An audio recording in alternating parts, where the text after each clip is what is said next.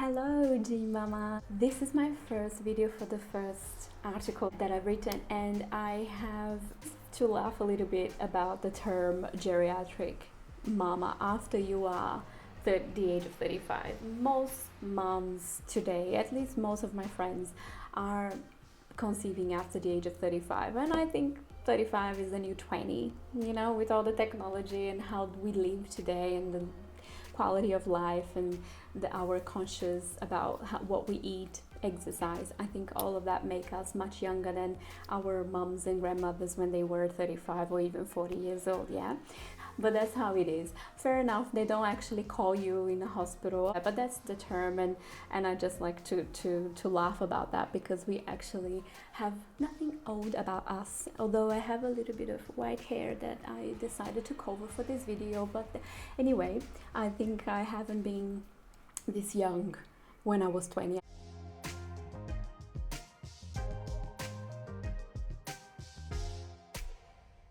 So about this video, I want to share with you a little bit of stats. From 2010, 27,000 babies were born to women over the age of 40. Compared to 1989, which 9,336 babies were born. So huge amount, right? There are a few risks that we will talk about in other blogs, but I would like to express a little bit about what I experienced, and also why I decided to have the baby. So I think to start with, I never wanted to have a baby.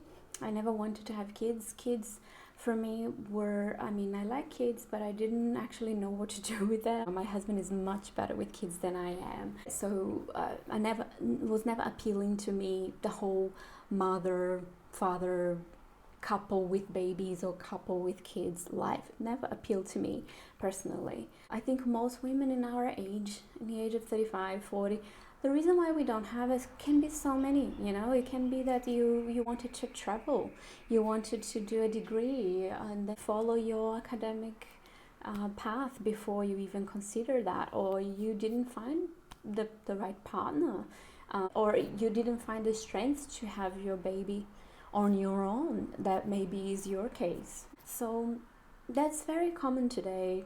After the age of 35, our life is starting. I personally was much more interested in traveling and growing my career. And even after I came here to Australia 10 years ago, I changed careers. Then I started a new degree. And then after that, I started my entrepreneur career in interior design, which was completely new to me.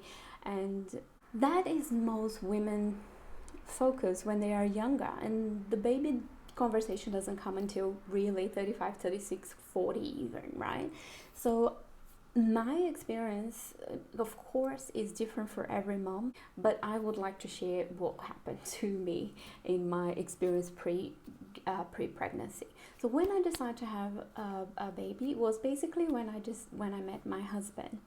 He's Italian, hence the geriatric mama with double M. So he's very good with kids, very good with babies, very close to his mom, very close to his family. And I felt like, this guy would be a great husband, would be a great father. And for me, that was my reason. Of course, each person has different reasons, different times in their life. That's why it happened. So after we got married, I still took a year to remove my IUD, Mirena. That's the one I used to use.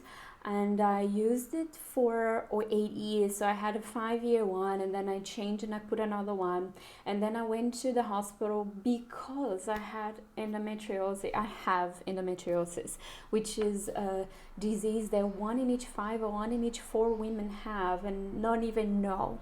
So for me, I always suffer with the pain during my period, and that was the initial reason why I put my IUD back in the day. I think it was 2010 when I put my first one, and was the only thing that actually reduced my chronic pain. I found out that I had back in Brazil when I was living there. I put my IUD, so I didn't have period for the 8 years that I had the IUD. It doesn't happen with every woman, but it happened to me, and the fact that this happened also reduced really drastically my pain. But I started to feel, even though I still had the IUD, I started to feel the pain coming back, and it started to be a chronic daily pain. It was not like I couldn't work, but you can still function. But that's how I felt in terms of my abdominal pain.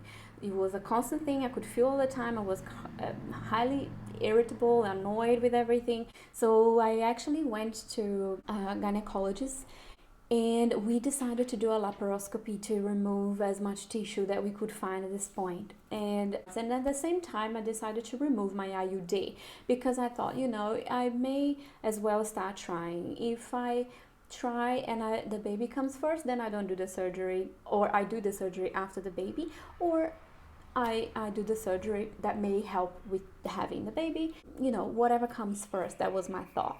And then I did my surgery in May. At that point, it was about 8 months that I was already trying, but I will say trying because it was really hard,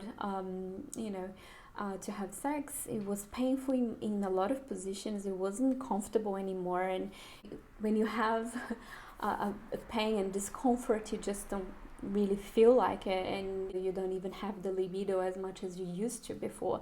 So in my case, I would say trying because I wasn't really trying.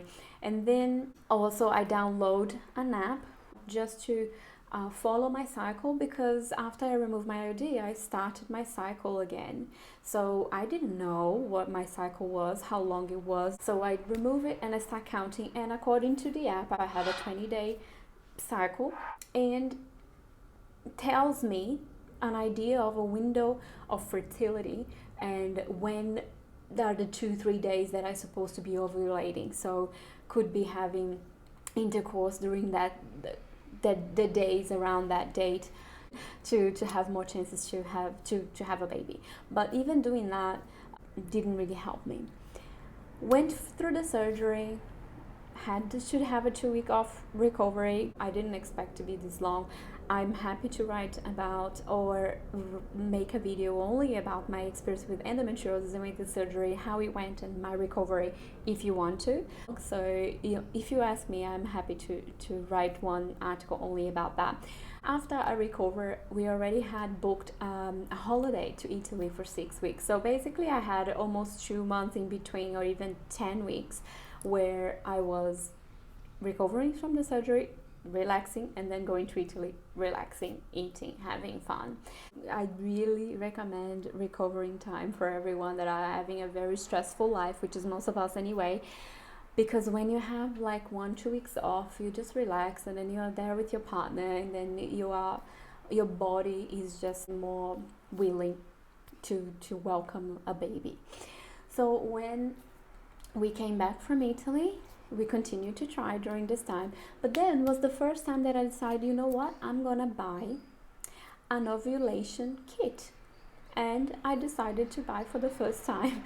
I know this is very late, but for me, maybe because of the stress, or maybe because of all the things that was happening to me, I wasn't in a hurry. And then when I came back from the holiday, and I wasn't pregnant in my first cycle, I said, I'm gonna try the ovulation pack. So I bought it, and I realized that according to the ovulation test, my ovulation day was actually 2 days after the app was telling me. So it's always good to use the app so you know your cycle, but it's also good to use the ovulation pack, because chemically they can tell you when is your ovulation day. In my case, I was 2 days later than it was the average for my cycle of 28 days.